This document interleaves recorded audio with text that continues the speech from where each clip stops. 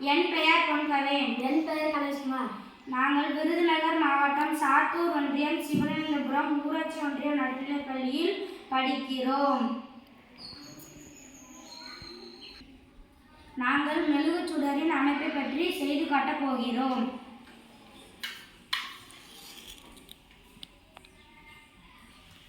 மூன்று முக்கிய மண்டலங்களை கொண்டது.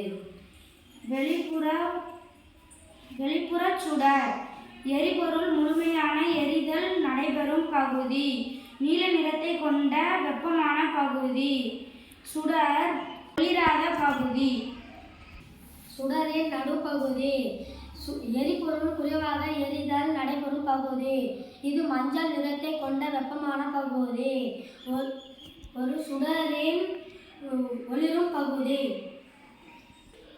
சுடரின் உட்புற பகுதி. இது மூன்றாவது பகுதி. எரிபொருள் எரியாத வாயுக்களை கொண்ட பகுதி. இது கருமை நிறம் கொண்டது. மிக குறைந்த வெப்ப பகுதி. நாங்கள் மெழுகுச்சுடர் அமைப்பை பற்றி அறிந்து கொண்டோம். நன்றி.